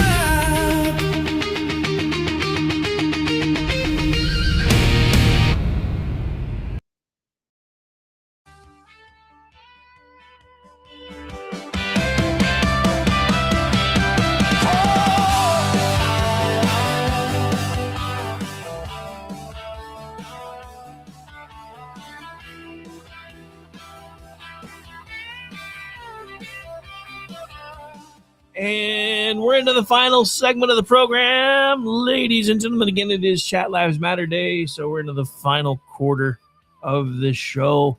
I'll be back later tonight, first pushing buttons for the folks of Inquiry, and then back tonight pushing buttons for G, and then back either simulcasting or joining the folks at Behind Enemy Lines. Then it'll be Rick and Orty time at 10 p.m. Eastern, and hopefully Edge of Liberty at 11 p.m. Eastern, which will be our closing act. Again, if you are so inclined, please send some prayers, thoughts, positive vibes, whatever you got, to Mr. and Mrs. BZ. He's taking the week off because a dog that he first started as a foster dog and then decided he wanted to keep is probably about to make the trip across the Rainbow Bridge. So for those of us that love animals, you know how much that sucks. Just saying. And I don't always love my dogs. There are times that I keep telling my kids when these are gone, I'm done. But I'm a softie, so when these are gone and they, oh, Dad, that was cute, I'll be like, okay, fine. Yeah, don't even get me started because I'm such a softie when it comes to that crap. Anyway, so I found something, if I still have it, that I kind of want to play. It's a longer clip, so we may actually run just a little bit over today to finish everything off. But this goes into something that I had talked about last week, and this is Greg Gutfeld's answer to one of the questions that I'd been asking with this whole weird thing that seems to be going on with Dude's neck during a Fox interview. And I've seen a lot of folks who do camera work and everything else saying that it's a shadow. I have bad depth perception because one eye kind of does what it wants, but that doesn't sit well with me. And I'll be honest, I have not heard this yet. So we're gonna hear this together. Maybe. Do I have volume on it? Yeah, I do. Hang on, I know what I did wrong.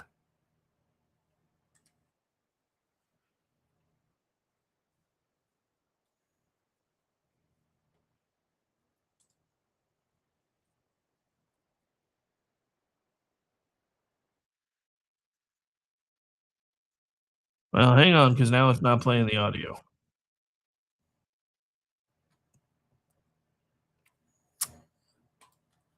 See if this fixes it first, and then I may have to do a full reset here in a second, but hang on.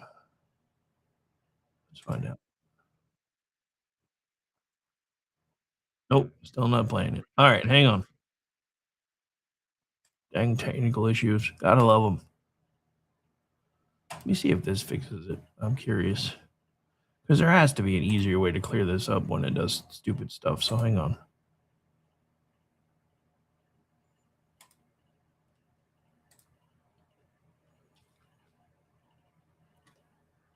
Okay, so let's find out now if this works. Bill and Dana about the ongoing situation in Iran, but it was his neck that caused many viewers to suspect he was actually using a hyper-realistic disguise.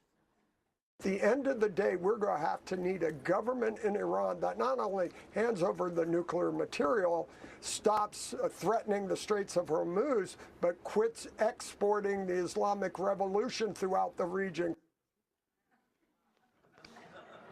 Of course, Fox released a statement denying the conspiracy, saying it was a, quote, mobile camera operated by an outside vendor. And lighting conditions in the van, where apparently he was, contrasted with the vice admiral's jacket, which caused a shadow to appear on his neck. Right on, Fox. And we reached out to Robert for comment, and he said, I'm a U.S. Navy frogman, not a lizard. But I'm still wondering if there's more to this story. Our very own G. Nelson caught up with Dana to get her side of this controversy. Oh, hey, Dana, I've been meaning to ask you, this story is crazy. Was the guy really wearing a mask? Oh, the guy on Newsroom? Yeah. No. Gene, I can't believe that even you fell for that. It's just silly. It's ridiculous. It's a conspiracy theory. It's crazy. Okay. All right. Or is it?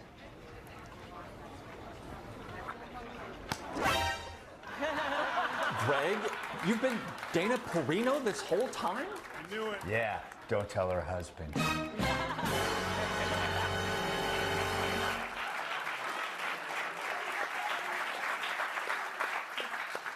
Kat, why doesn't this guy just lean into this? Right.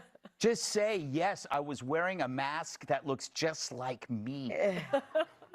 Yeah, I saw all this while I was gone. Yeah. Because it's been everywhere. Yeah. And I don't know if I should say what my thought was. What? Okay, so I did think, like, I wish. Mm-hmm. Right? Like, I wish it were that interesting to work here. And I'm not saying it's not interesting. It's obviously a very cool job, right? Two things can be true. Number one, how cool is it to be on TV? Yeah. Right? Very cool. So cool. Few things are cooler than being on TV, except for maybe working in a place that's crawling with, like, reptilians wearing skin masks. Yes. That were made by the CIA. Yes. Which is what I saw a lot of people saying. Yes. I want people to think that. I'm like, what do you guys think it's like in here? Like, they're thinking, well, no. I think, of course. Look. Of course Fox News is crawling with reptilians and skin masks. What? There are... It's cable news. Tyrus and I have been talking about this. We never see Sean Hannity in the bathroom.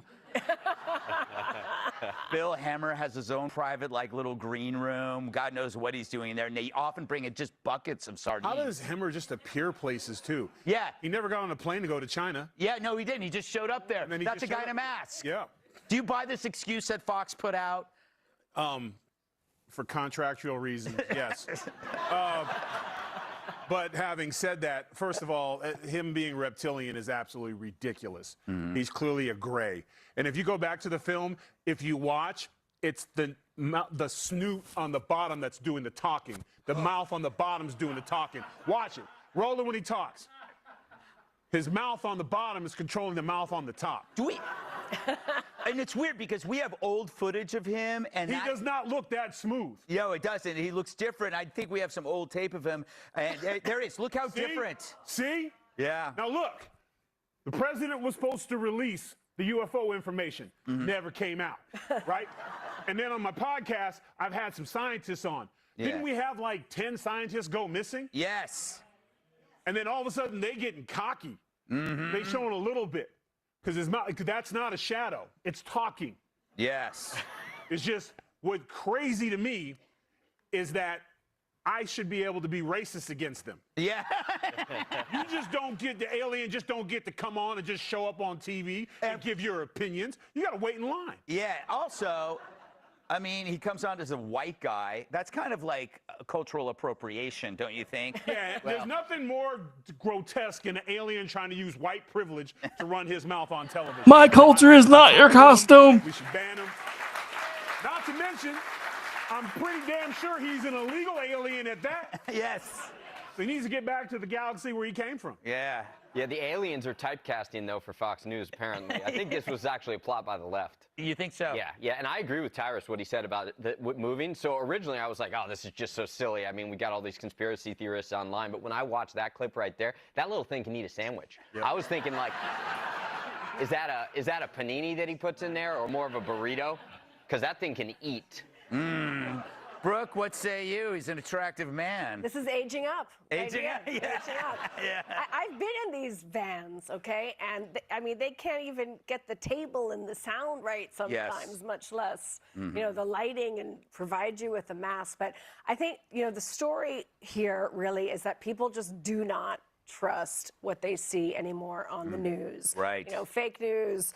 You know, we have the New York Times, and yes, I'm going to bring it back to this, publishing a fake story that the Israelis are training dogs to rape Palestinian prisoners. That's not even physiologically possible, right? Way to bring this story into a dark place. The news is so fake. Can you think of You anything can count more on grim? me for that. But it's fake story. Is there any after fake necrophilia story. you can bring in? But that was what was trending. Yeah, I was thinking right the show before didn't have enough this. rape. Dog rape. We have a skit. I hear what you're saying. You're absolutely right. But on that note, we've got to move on. All right, coming up, girls and guns. All right, so I'm going to say I still don't know, but I've said this: I don't buy their line, and I'm not contractually obligated to agree with Fox. I don't buy their line. I don't buy their explanation. I'm watching the thing move on the bottom, and I'm like, yeah, no, something ain't right. So that was either some sort of failed AI filter thing trying to happen or something. I don't know what, but yeah, that's kind of weird that it happens right in the middle of the UFO file dumps. TRRS was only half right. There have been a lot of dumps. As a matter of fact, they just did another one. I'm still pouring through everything, and it's one of the reasons why I'm kind of glad we decided not to do the juxtaposition that we were going to do a couple weeks ago, since there's been yet another set of drops. And this guy might actually make the cut of being on our show this coming Saturday, because reasons. Anyway, yeah, I'm gonna. Jeff's supposed to be on. I'm gonna put him on the spot, and I'm gonna see if I can see if he knows who this guy is. You know, if you know, you know. All right, so a couple things, housekeeping before we get back into the prepared notes of the show. So I said that Chip Keating was related to former Governor Frank Keating, and I mixed up some things. For some reason, I was thinking Frank Keating was the Democrat. That wasn't him. That was actually the one after him. So Brad Henry, who was actually the one right after Frank Keating, was the Democrat who was in office from 2003 to 2011. Chip Keating goes by Chip, but he's actually Frank Keating's son. And his name is actually Chip Keating is not just carrying the Keating name. He's Frank Keating's son, which means he brings instant name ID, but also has to deal with the whole legacy. So his full name is actually Francis Anthony Chip Keating III. Should have just gone with Trip. Just saying. I almost named one of my kids after me, because then I could have just called them Trip for short, and I didn't do it. I'm regretting it. Anyway. All right. So I felt like I had to do a little bit of correction there because I was misspeaking. But yeah, I've had less caffeine than normal by this part of the day. So anyway. So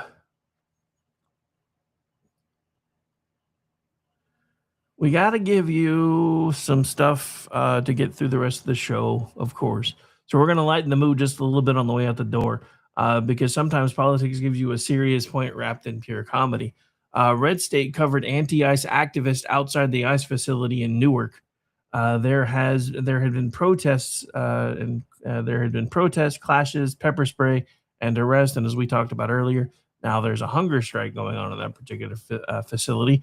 DHS reportedly said 2 people were arrested after clashes at the facility, but the moment that tells the story is the one where activists apparently cheered 2 Hispanic-looking men leaving the facility because they assumed they were detainees being released, and then the staff at the gate started laughing because the men worked there. They worked there. You can't script it any better than that. The people screaming about stereotypes accidentally stereotyped the Hispanic guys working at the ICE facility.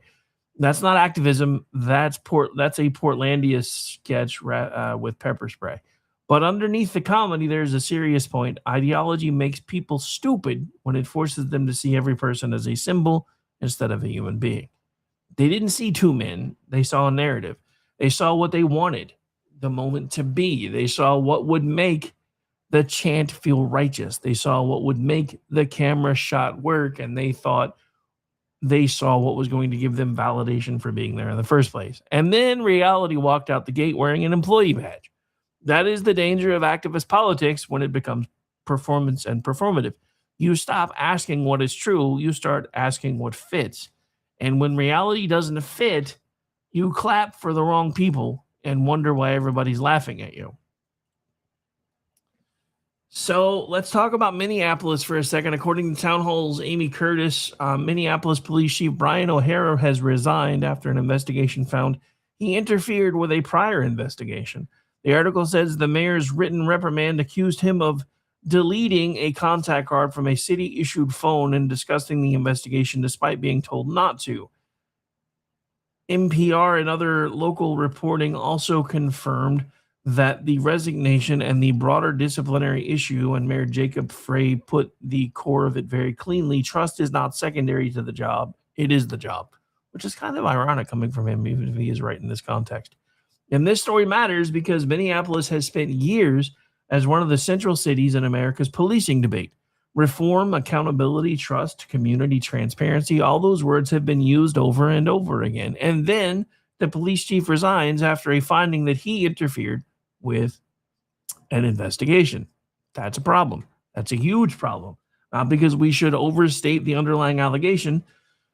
The reporting notes the underlying allegations were not substantiated. The issue here is the interference, because if you are the chief of police, that is not secondary to the job. Trust is your job, and that is exactly right. You cannot rebuild public confidence in a department by proving leadership still thinks rules are for thee and not for me. You cannot lecture the public about accountability with the top of the while the top of the department is being accused of shielding information, deleting contacts, and working around investigators. And this ties the whole day together. Voters are tired of automatic renewal because they are tired of being asked to trust people who do not act trustworthy. They are tired of being told that seniority equals representation. They're tired of being told that activism equals morality. They're tired of being told that institutions deserve trust while evidence is hidden, rules are bent, or standards change depending on who benefits. One of the questions I ask all the time on this show, cui bono? It's Latin for who benefits. That is the through line. Cornyn loses because voters didn't want him to be in office anymore because they felt like he wasn't listening to them. Galindo lost because voters are tired of the crazy. Al Green lost because voters didn't want any more political theater. The Biden tapes matter because the public is tired of being told not to believe its own eyes. The Plattner story matters because principle should not depend on Senate math. The ICE protest story matters because reality still gets a vote. The Minneapolis story matters because trust is not a slogan, it's the job. So after all of that, we're going to end on a little bit of a more fun note because America is not just our politics, and thank God for that. We're heading towards America's 250th birthday, and some of its celebrations are exactly what you would expect from this country. Huge, patriotic, overbuilt, slightly ridiculous, And honestly, kind of awesome. The Hoover Dam just kicked off America 250 with a massive American flag and a red, white, and blue light display. The installation features a flag measuring 300 feet wide by 150 feet tall, suspended across the dam with patriotic illumination around it. Say what you want about America, but when we decide to decorate a dam, we decorate the damn dam. And then there's the White House UFC fight. Yeah, that's a real sentence, and a lot of Democrats are pissed off about it. AP reports crews are building a temporary octagon-shaped cage on the White House South Lawn for a UFC event on June 14th, 2026, tied to America's 250th anniversary and President Trump's 80th birthday. It's also a Flag Day, by the way. Only America could celebrate 250 years of constitutional government by putting an octagon on the White House lawn. Madison wrote Federalist Papers so Justin Gaethje could throw leg kicks near the Rose Garden. But for all the leftists that are having a fit about this, there was a certain president, one of the Roosevelts, Theodore Roosevelt, that one, who loved boxing and actually turned the basement of the White House into a boxing ring. So it's not like this stuff is new. Now, there hasn't really been a public spectacle of this fashion here before, but let's not forget that years past they were doing like horse racing and everything else. So it's not like any of this is completely new. UFC is just one of the youngest ones to get a seat at the table. So, but that's only the beginning, because it doesn't stop there. The Great American State Fair is coming to the National Mall from June 25th to July 10th, with all 50 states, territories, and federal agencies showcasing their food, culture, and pride. A state fair on the National Mall sounds like exactly the kind of chaos this country deserves. Funnel cakes, flags, and somebody from Congress pretending they know how to milk a cow. Then in August, they are putting Indy cars on the National Mall for the Freedom 250 Grand Prix of Washington, D.C. The official schedule says this will be the first motor race in history on the National Mall, with a Washington Monument and U.S. Capitol as the backdrop. Somewhere, a founding father just adjusted his powdered wig and said, "Finally, some horsepower."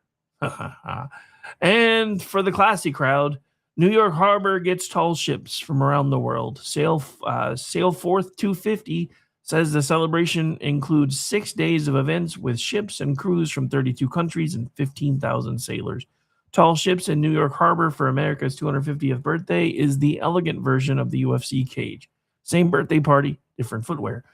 There is even a civic side to all of this. America 250 says it wants to engage 350 Americans by the nation's 250th anniversary, and its America's block party effort is built around local celebrations, live stream moments, and giving forth a push to turn Independence Day into a record-setting day of charitable giving. And honestly, that's a pretty good note to end on, because after a whole show about voters firing politicians, parties losing their minds, institutions hiding evidence, and activists clapping for the wrong people and the wrong reasons, it is worth remembering that America is still bigger than all of that. It is messy. It is loud. It's argumentative. It sometimes celebrates its birthday with a football-sized field flag on a dam and a cage fight on the White House lawn. But it's still ours. And 250 years in, that's still something worth celebrating. So where does that leave us exactly? Texas gave us the political earthquake of the week. Can Paxton beat John Cornyn? And whatever happens in November, the primary message was unmistakable. The Republican base is done automatically renewing the old Senate contracts. But Texas did not stop there. Democratic voters in Texas 35 rejected Maureen Galindo after comments that should have been politically radioactive from the start. Christian Menifee beat Al Green in a redrawn Houston district that ended a 2-decade congressional career. Across the board, voters were not simply rubber stamping the familiar anymore. Back home in Oklahoma, our governor's race is coming fast. On the Democratic side, there's very little public polling that I can find anywhere. On the Republican side, the field is crowded. Older polling showed a real race for the top two, and the June 16th primary is close enough that nobody should be pretending this is theoretical anymore. And nationally, the same trust problem keeps showing up in different costumes. Biden's tapes, party standards, ICE protests, Minneapolis police leadership. Different stories, same disease. People in power keep asking for trust while acting surprised that the public wants receipts. But the final word today does not have to be cynicism, because America is still bigger than the mess, bigger than the politicians, bigger than the parties, bigger than the activists who mistake theater for truth, bigger than every institution that forgot trust has to be earned. 250 years in, we are still loud, restless, stubborn, creative, occasionally ridiculous enough to put a UFC cage on the White House lawn and a giant flag on the Hoover Dam. And that sounds about right. This country is messy because free people are messy. It is argumentative because self-government is, in fact, argumentative by design. It is frustrating because nobody gets to own it forever. And maybe that's the point of today's whole show. Automatic renewal is canceled because this country still belongs to the people, and it seems like the ones that we put in charge have forgotten that. It doesn't belong to the Senate Club, doesn't belong to the consultants, it doesn't belong to the activists, nor the bureaucrats. It belongs to the people. And 250 years later, that is still one of the best ideas anybody has ever had. And that will conclude today's show, ladies and gentlemen. Want to thank you for those who hung out for the entirety, including the press conference, which are for the cabinet meeting, which kind of threw my schedule off. But I didn't want to shortchange you guys today, especially since I didn't do a show on Monday.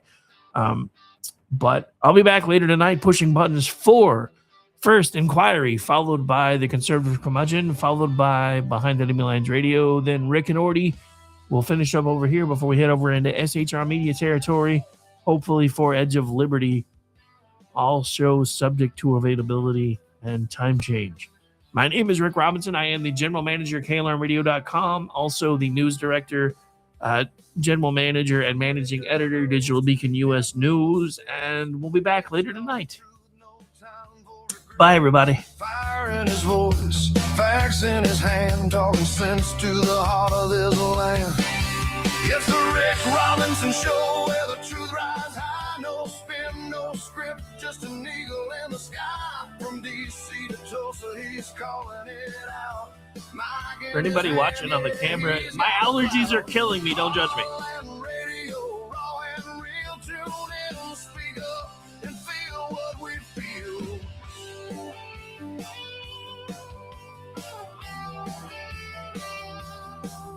Breaking down the noise, cutting through the lies, shining light where the shadow hides.